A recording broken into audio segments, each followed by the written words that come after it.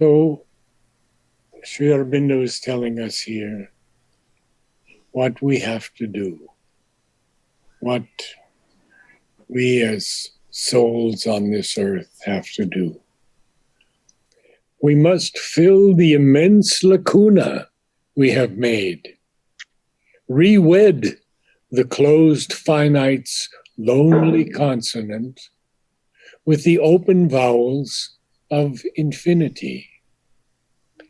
And we'll note that we'll continue on just a bit. A hyphen must connect matter and mind. The narrow isthmus of the ascending soul. We must renew the secret bond in things. Our hearts recall the lost divine idea.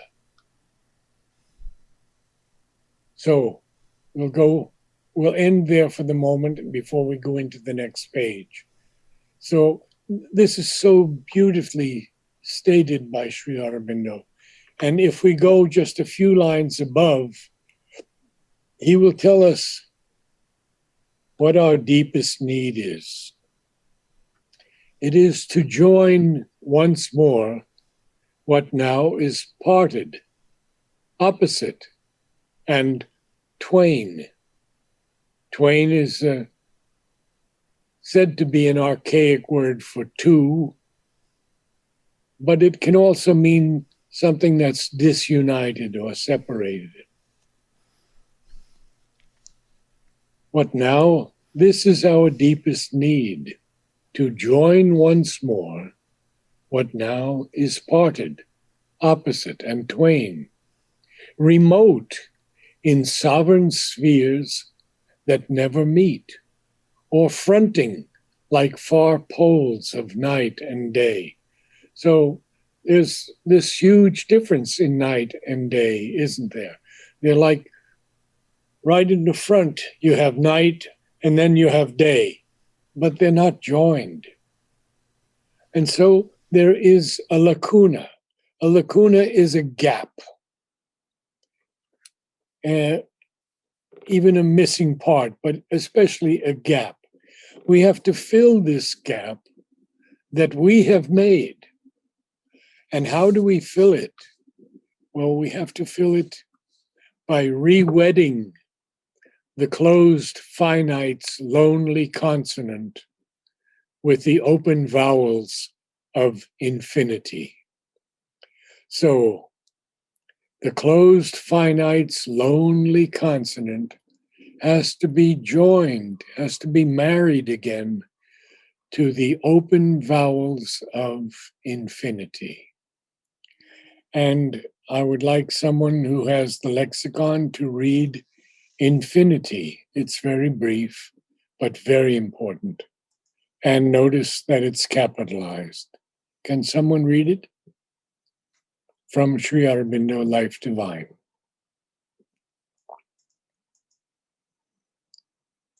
Narad, can I try? Sure, please. Okay, give me 1 second. Infinity, the quality or condition of being infinite or without limits. An indefinitely large number, amount, and expanse of space or time. Now, this is the dictionary definition. Let us see what Sri Aurobindo says. Sri Aurobindo. We see at once that if such an existence is, it must be like the energy infinite. Infinite. Infinite. Neither reason, nor experience, nor intuition, nor imagination bears witness to us of the possibility of a final terminus. All end and beginning presuppose something beyond the end or beginning. An absolute end, an absolute beginning is not only a contradiction in terms, but a contradiction of the essence of things, a violence, a fiction. Infinity imposes itself upon the appearances of the finite by its ineffugible self-existence from life divine. Yes, from the life divine. And we see here then that all of these great thinkers, these scientists, are totally incorrect. There is no end. The sun is not going to burn out because the sun is simply a reflection of the divine force. Nothing will end. There is no absolute end.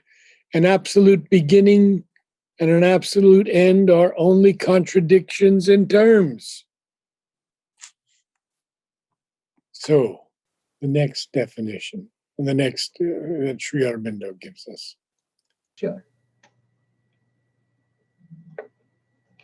In its fundamental truth, the original status of time behind all its variations is nothing else than the eternity of the eternal, just as the fundamental truth of the space, the original sense of its reality, is the infinity of the finite, of the infinite, Infinite. infinite, the life divine. And then there's one more from Letters on Yoga, very brief. Infinity is everywhere once one breaks the individual limits. Letters on Yoga. So we're beginning to see the importance of this infinity, and there is no end. There is no end. Mother says that even after the supermind, we will go into those areas of Satchidananda. And there will be infinite progress in those areas also. So she's and Sri Aurobindo are very clear about this infinite. And it's something that that most of the Western world has no idea about. Unfortunately, no idea. They see an end to everything. They see an end to death is usually the end, where Sri Aurobindo says it's only a continuation, even a beginning. Now we have a hyphen must connect matter and mind. So Sri Aurobindo wants matter and mind joined. When we use a hyphen with two words, it becomes one word. So matter and mind, hyphenated, become one thing. And then he writes, after that, this narrow isthmus, a difficult word, isthmus, of the ascending soul. The isthmus is a narrow strip of land that connects two larger bodies of land. So it's usually bordered on both sides by water. So you have a narrow isthmus with water on both sides, connecting two larger bodies of land. So you see, Sri Aurobindo's use of words is so beautiful. There is only this narrow isthmus of the ascending soul. And therefore, we have to connect matter and mind. And we must renew the secret bond in things.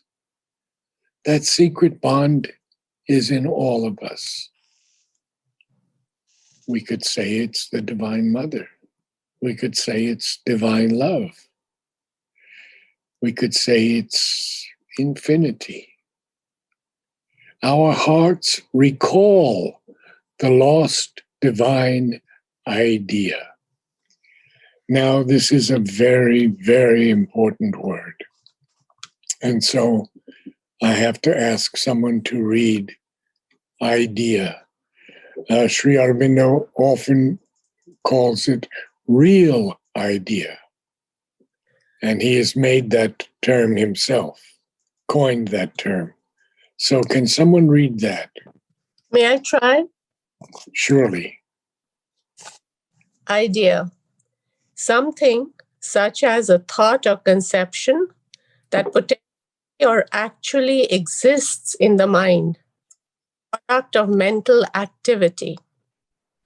Sri Aurobindo, the idea is the realization of a truth in consciousness, as the fact is its realization in power, the supramental manifestation. This is among the last things he wrote. Huh? He wrote some last lines of Savitri, and he wrote the supramental manifestation. Those were the last two things he wrote. So we see this powerful, powerful statement that the idea is the realization of a truth in consciousness. And the fact of this is its realization in power. Mm-hmm. Because power is the first thing that Mother says the Superman will show us. She doesn't say love. She says power. Because the Superman will have to stand against all of the negatives of the world. And with that power, he will bring love. But first, the first thing we will see in the stages to the Superman, and there'll be many, many stages. There will be young people who already are changing the body, changing the consciousness, and there will be people who are beginning to transform parts of the body. Mother called them the surom, the transitional body between man and the supramental body. So let's continue with the idea because there's a lot to go through. The idea is not a reflection of the external fact, which it so much exceeds. Rather, the fact is only a partial reflection of the idea which has created it. Yes, sorry, supramental manifestation. Yes, those two things. We have to understand that idea for Sri Aurobindo is always capitalized when he's referring to this, what he's speaking of now. So now we'll go to the life divine. The view I'm presenting goes farther than idealism. Farther in idealism. Do you have than? Pardon? Do you have than or in? No, I have in. I'm sorry. Okay. The view I'm presenting goes farther in idealism. It sees the creative idea as real idea. That is to say, a power of conscious force expressive of real being, born out of real being and partaking of its nature, and neither a child of the void nor a weaver of fictions. It is conscious reality, throwing itself into mutable forms of its own imperishable and immutable substance. The world is therefore not a figment of conception in the universal mind, but a conscious birth of that which is beyond mind into forms of itself, the life divine. Here I would quote again Sri Aurobindo's letter to Dilip Kumar Roy when he says, he's speaking of the earth, and he says, the earth is a conscious being. The earth is a conscious being. We have to understand the earth as a conscious being, not just some matter of soil and rock and water. Yeah. Okay, please continue. In supermind being, consciousness of knowledge and consciousness of will are not divided, as they seem to be in our mental operations. They are a trinity, one movement with three effective aspects. Each has its own effect. Being gives the effect of substance, consciousness, the effect of knowledge, of the self-guiding and shaping idea, of comprehension and apprehension. Will gives the effect of self-fulfilling force. But the idea is only the light of the reality illumining itself. It is not mental thought, nor imagination, but effective self-awareness. It is real idea, the life divine. So let's go through that for a moment. Each has its own effect. So we have being first. Being gives us the effect of substance. And then consciousness gives us the effect of knowledge. And then we have will, which gives us the effect of self-fulfilling force. It's so beautifully laid out. Yeah. And the last one now. As mind is only a final operation of supermind, so life is only a final operation of the consciousness force, of which real idea is the determinative form and creative agent. Consciousness, that is force, is the nature of being, and this conscious being, manifested as a creative knowledge will, is the real idea of supermind, the life divine. And that is the first time I have read, and I've read much of Sri Aurobindo, where the real idea is supermind. Mm. So we will continue now on page 57, where Sri Aurobindo in the next 3 lines tells us what will happen. We have to reconstitute the perfect word, unite the alpha and the omega in one sound. Then shall the spirit and nature be at one. How beautiful. So to reconstitute is to reconstruct, to remake something, even to recreate it. So we have to reconstitute the perfect word. For me, the perfect word, of course, is Om. We have to unite the alpha and the omega, the first and the last letters in the Greek alphabet, in one sound. So we have to unite them in one sound, again, Om. Then shall the spirit and nature be at one. Now, Vladimir, have we read Spirit? I don't believe so. Yeah, we can read it again, I guess. We can read it again then. Nature we've done. Yes.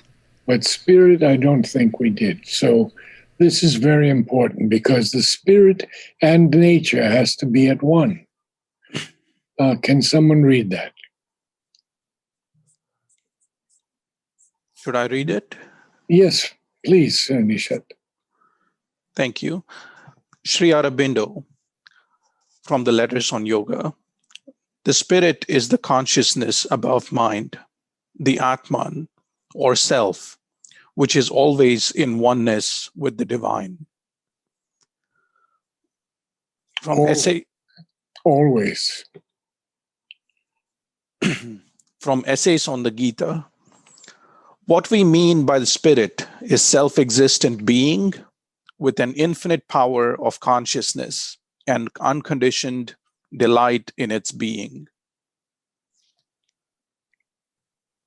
Continue. From Letters on Yoga, the spirit is an essential entity or consciousness which does not need to think or perceive either in the mental or the sensory way, because whatever knowledge it has is direct or essential knowledge.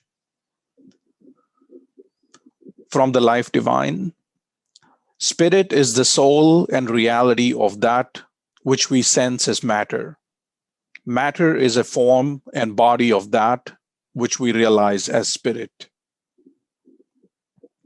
from the human cycle.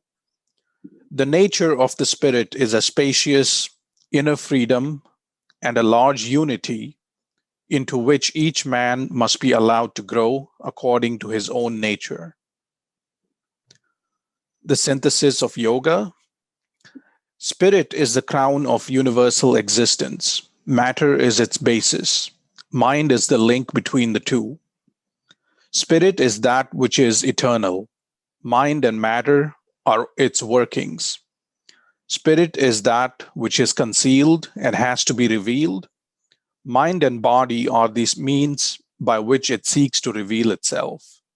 Now, we see here that Savitri has told us exactly that, what has to be done. And here in the synthesis, Sri Aurobindo spells it out in prose. Matter is the basis of the spirit. The spirit is the crown of universal existence. Mind is this link between the two.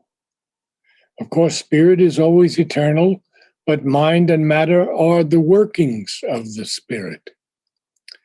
So beautiful. Please continue, Nisha. From Essays on the Gita. The spirit is the supreme being in his infinite consciousness, and the supreme nature is the infinity of power or will of being of the spirit. From Essays in Philosophy and Yoga. The spirit is the truth of our being. Mind and life and body in their imperfection are its masks, but in their perfection should be its molds. From the Life Divine, spirit is a final evolutionary emergence because it is the original involutionary element and factor. Vladimir, can you share something from the Vedas with us? Well, this is the Vedic vision, basically, to Yes, exactly. to bring spirit and to manifest spirit more and more, which is called the sacrifice. It means conscious involvement of the soul, who is Yajamana, who is doing the sacrifice from within the heart, transforming this nature, making it more and more available for the spirit to be aware of the spiritual value within its workings. And that is the ideal of karma yoga in the Gita. That is the ideal of the Veda.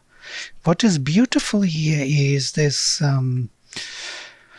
linguistic idea, the idea of the language, which I find very, very insightful, with connecting the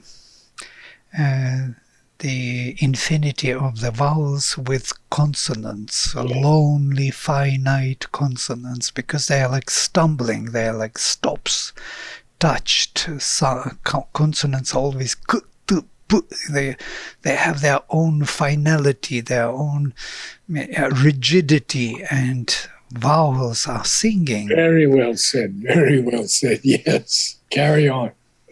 So if you see this combination, then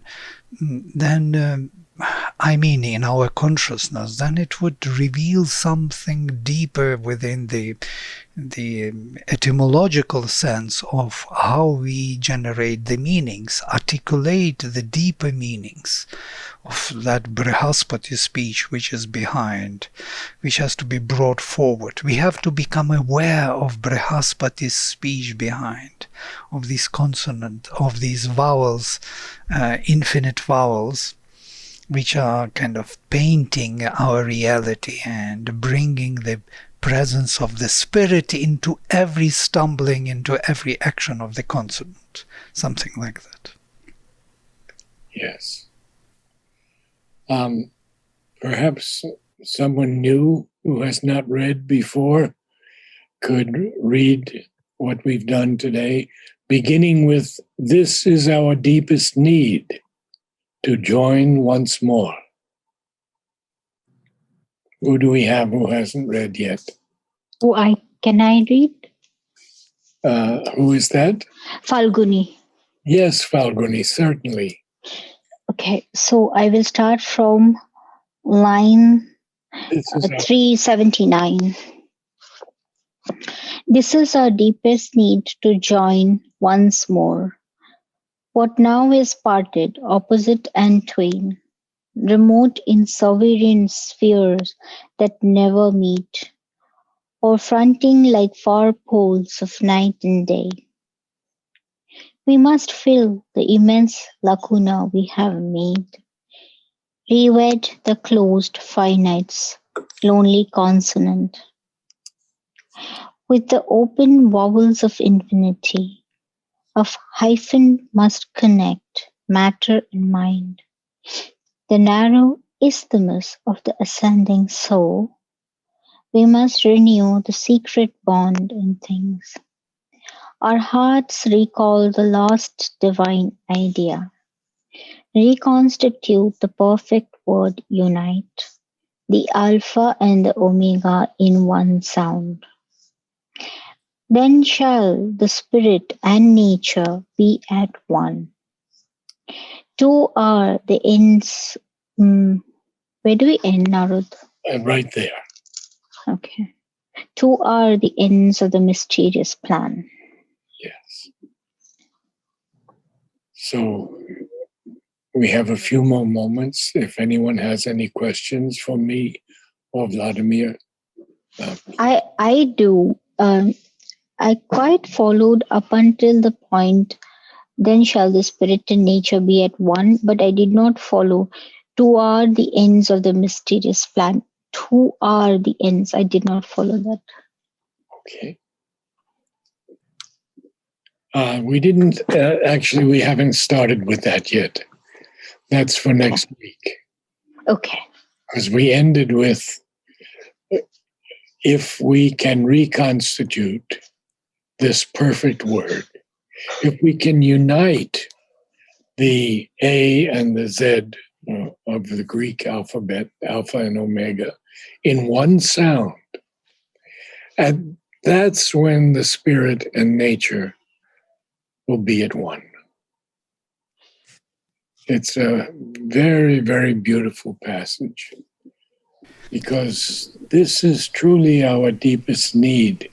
And even amongst ourselves, in our own lives, if we can find that unity that is so deep, as Sri Aurobindo has expressed in these lines, not singling out anyone as being obverse, confrontational, dark, etc., but knowing that everyone is moving towards the final and ultimate realization of the supermind. Sri Aurobindo and Mother have told us again and again that all of us are going to get there. How can we have anger at anyone? How can we have annoyance with anyone when we're all on the same path? Aurobindo Basu used to tell me this all the time, that there is no room for anger or even disturbance in our being for anyone. Let us keep that in mind, and we'll meet again next Sunday. Yeah. I want to come back to that line which Vladimir was referring. Reweight the closed finite's lonely consonant with the open vowels of infinity.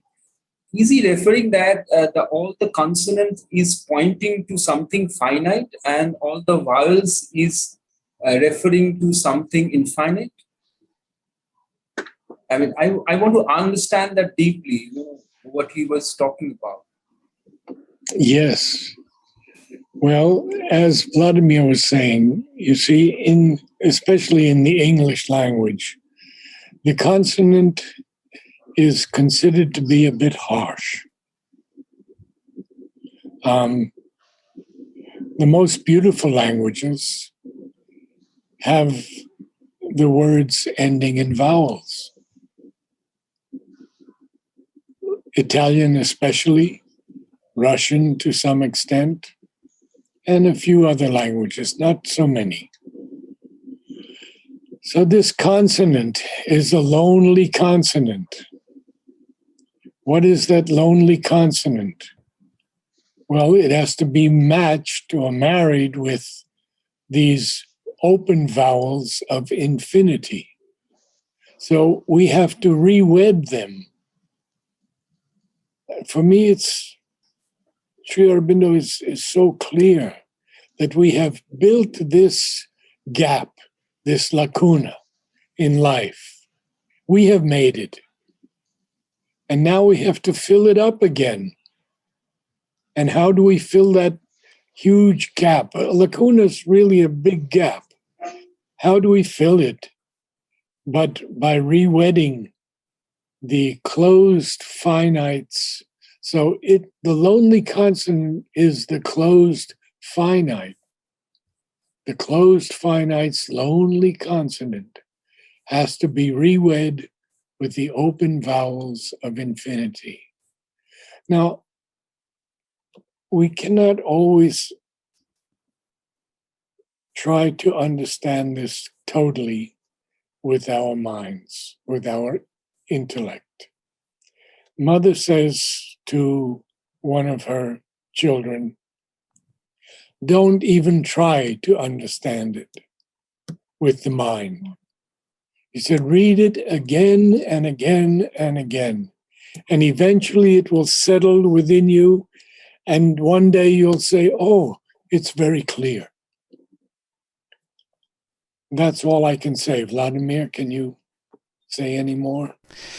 Well, I think it is self-explanatory. It's a symbol. He is using the linguistic symbol of the consonants because they are sprushtas, so to say. Yeah? In Sanskrit, they are called sprushtas, touched, because they are limited in time.